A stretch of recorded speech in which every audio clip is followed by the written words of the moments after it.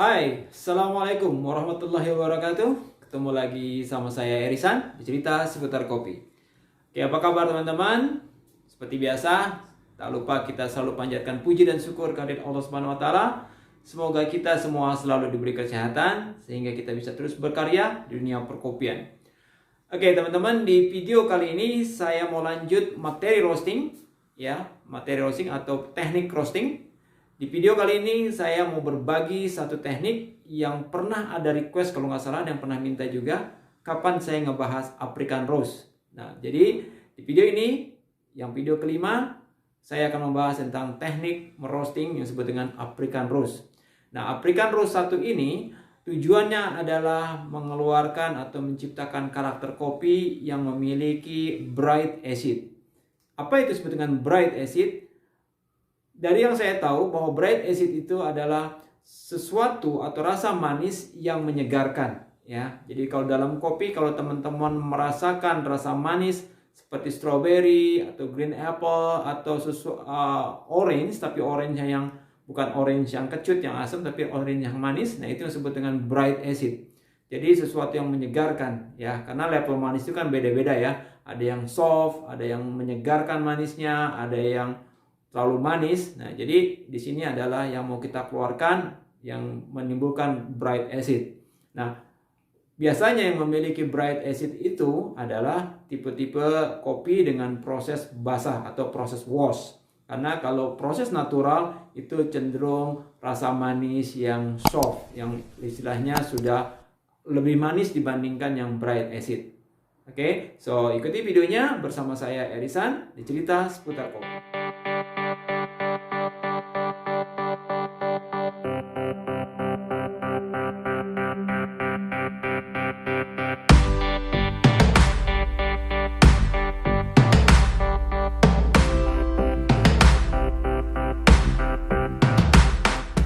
Baik teman-teman, kita akan mulai videonya. Jadi materi yang akan kita bahas.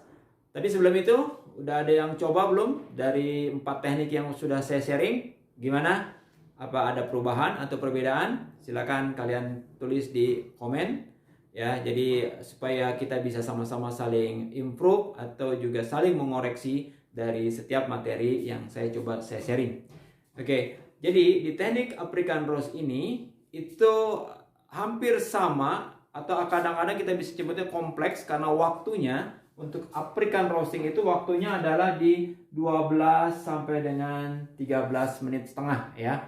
12 sampai dengan 13 menit setengah kalau untuk waktunya. Jadi ini masuk ke dalam kategori teknik roasting dengan waktu yang sedang. Oke. Nah, tapi saya sebelum ke tekniknya saya mau sedikit jawab pertanyaan bagaimana sih menentukan yang dimaksud dengan temperatur high atau temperatur low gitu kan dalam ketika kita memulai roasting. Nah, jadi yang dimaksud dengan temperatur high atau temperatur low ini memang setiap mesin pasti berbeda-beda.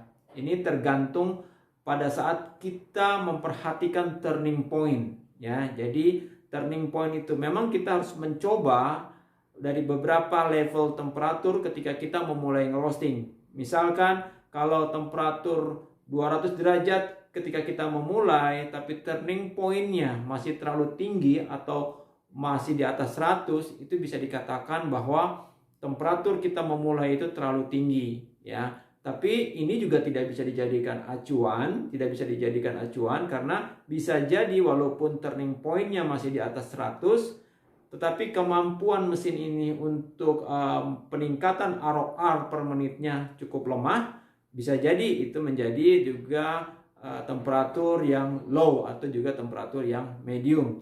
Jadi menjawab pertanyaan salah satu teman kita bahwa untuk menentukan tinggi atau rendah temperatur, ya memang teman-teman harus mencoba dan memperhatikannya dari beberapa level temperatur ketika teman-teman memulai.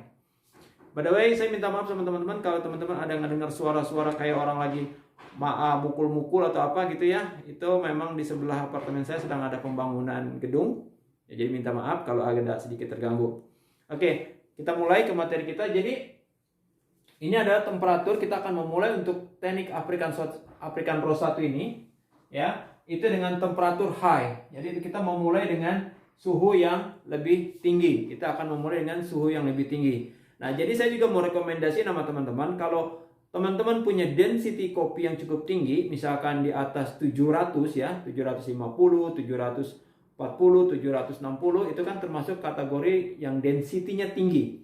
Ya, istilahnya kepadatan kopi cukup padat. Nah, teman-teman bisa menggunakan teknik ini.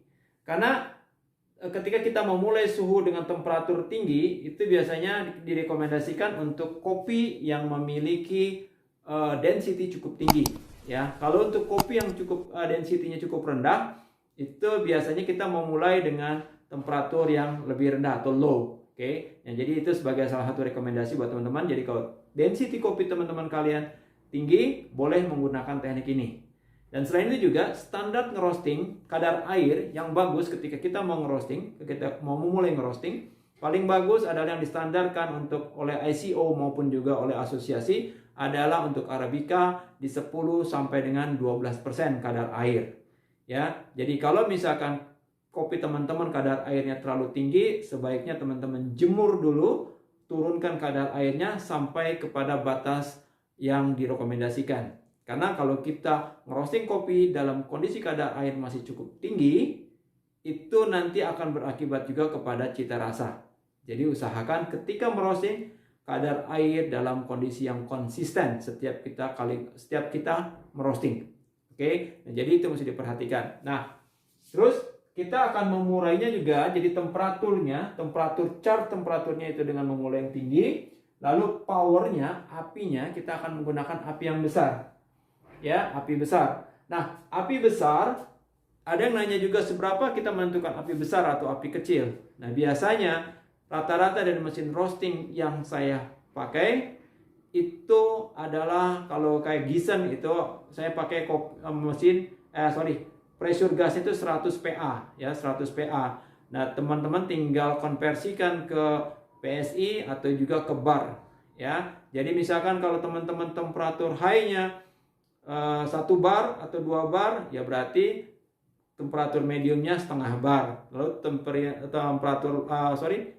api kecilnya itu lebih kecil lagi. Nah, jadi teman-teman tinggal perhatikan aja tekanan gasnya ya, karena banyak sih satuan tekanan itu ya. Ada PA, Pascal, ada juga PSI, ada juga bar. Itu tergantung teman-teman menggunakan yang mana.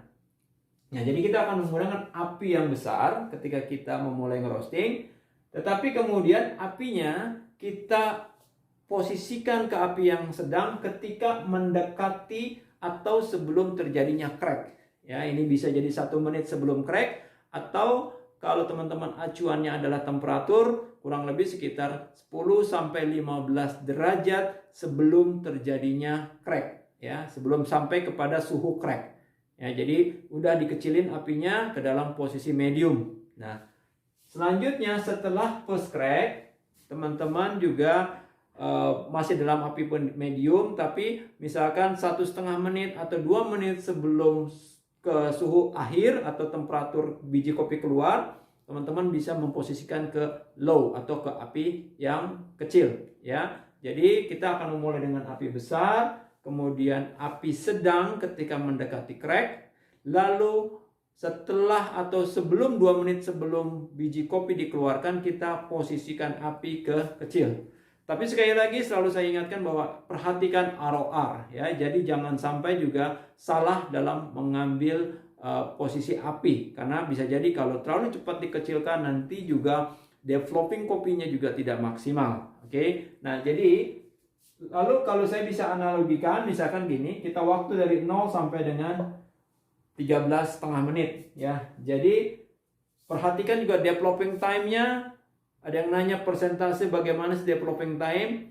Teman-teman bisa mengevaluasi sendiri ketika try and error, istilahnya mencoba dengan 20%, dengan 18%, dengan 25%. Nah, disitulah nanti akan teman-teman menemukan bahwa kopi yang teman-teman roasting ternyata developing time sekian persen itu adalah yang paling bagus. Nah, dari situ barulah profilnya di lock atau dipastikan bahwa ini adalah profil kopinya. Oke. Nah, jadi ketika kita memulai ngerosting, ini apinya misalkan gini, ketika di roasting plan itu bisa misalkan teman-teman memulai target misalkan begini nih. Saya kasih contoh roasting plan. Ketika misalkan memulai di sini contoh ya. Memulai 200 derajat. Oke. Yang 200 derajat ini disebut dengan chart temperatur. Oke, chart temperatur. Lalu teman-teman, saya mau mengeluarkan biji kopi di menit 13 ketika mencapai suhu di 210 misalkan. Oke, di 210. Lalu, kalau saya mau membuat developing time kurang lebih 20%, maka cracknya itu harus di menit 10. Ya, cracknya itu harus diusahakan tercapai di menit 10. Jadi, kalau misalkan kopi A, suhu cracknya ketika dia mencapai cracknya itu kurang lebih misalkan di 195, maka disinilah harus sudah nyampe 195 derajat. Ya, di menit 10 itu harus sudah mencapai suhu 195 derajat. Nah, lalu langkah berikutnya, saya mau yellowing atau berhenti yellowingnya di suhu 150 derajat dalam waktu 5 menit. Ya, misalkan di sini makanya bikin 150 derajat. Oke, nah berarti ini teman-teman sudah punya perencanaan roasting secara garis besar. Nah, tinggal di menit-menit yang dilalui ini teman-teman benar-benar mengkalkulasikan ROR sehingga target yang teman-teman mau ini bisa tercapai. Ya, jadi itu cara kita membuat roasting plan atau perencanaan. Ya, jadi ini ada 3 tahapan. 3 tahapan adalah waktu kita memulai, ya, lalu waktu yellowing, lalu waktu first crack, dan waktu suhu akhir. Ya, jadi setiap teman-teman bikin roasting plan, mau berapa panjang pun waktunya, hasilnya time-nya, teman-teman bisa mengatur ini. Jadi target yellowingnya mau di suhu berapa, terus first crack-nya di suhu berapa, suhu akhirnya, suhu keluarnya di suhu berapa. Jadi teman-teman tentukan planning ini. Nah, dengan teman-teman punya tujuan dari setiap pos-pos itu, teman-teman bisa menghitung atau OR-nya. Oh, ini terlalu besar ternyata bisa kecilin. Oh, ini terlalu lambat bisa naikin. Jadi sebenarnya teman-teman bisa mengatur itu speed supaya track roastingnya itu tidak lari dari rencana. Ya, jadi boleh saja meroasting menggunakan filling. Filling itu biasanya begini. Kalau teman-teman coba aroma, itu boleh dengan menggunakan filling. Istilahnya, mengingat-ingat bau, udah kalau bau seperti ini sudah mau akhir nih, mau crack. Oh, bau seperti ini rasanya biasanya enak. Nah, itu boleh menggunakan filling. Nah, jadi tapi kalau untuk waktu dan perencanaan, apalagi kalau teman-teman punya biji kopi yang banyak, itu jangan menggunakan filling, tapi tetap dengan menggunakan record atau database. Ya, jadi jangan sampai hari ini ngerosting seperti apa, besok ngerosting seperti apa. Maka akibatnya nanti rasa kopinya tidak konsisten. Ya, nanti teman-teman bisa bilang gini, oh hari ini kok enak ya, kok hari ini nggak enak. Nah, jangan sampai itu terjadi. Ya, jadi makanya buat perencanaan lalu kerjakan. Ya, saya rasa semua mesin roasting yang lokal itu semuanya sudah memasuki kualifikasi, ya, dari beberapa mesin roasting. Sudah masuk kualifikasi. Kalaupun masih ada, itu bisa didiskusikan dengan si pembuat mesin. Si pembuat mesin, bagaimana cara meningkatkan performa. Istilahnya kalau ada mobil kurang bagus, diskusilah sama mekanik. Ya, gimana sih caranya saya meningkatkan performa ini mesin supaya hasil gorengan saya maksimal. Sampai nanti kalau punya kemampuan untuk membeli mesin dengan kualitas yang jauh lebih baik. Oke teman-teman, jadi ini aja yang saya mau sharing di video kali ini adalah African Roast 1, video kelima dari kitab teknik roasting untuk meningkatkan bright acid atau mengeluarkan rasa manis yang menyegarkan, ya. Jangan merasa manis yang terlalu manis, nanti bisa diabetes. Sahabat teman-teman, mudah-mudahan video ini bermanfaat buat teman-teman. Jangan lupa silakan share kalau memang video ini bermanfaat. Dan kalau yang belum subscribe, silakan subscribe. Dan jangan lupa komennya. Oke, kita diskusi lagi di kolom komentar. Mudah-mudahan saya punya waktu dan kesempatan untuk selalu membalas komen dari teman-teman. Oke, jangan putus asa teman-teman. Kita selalu berdoa semoga pandemik ini cepat berakhir dan kita bisa berbisnis dengan normal kembali. Dari saya itu aja. Assalamualaikum warahmatullahi wabarakatuh. Salam kopi Indonesia.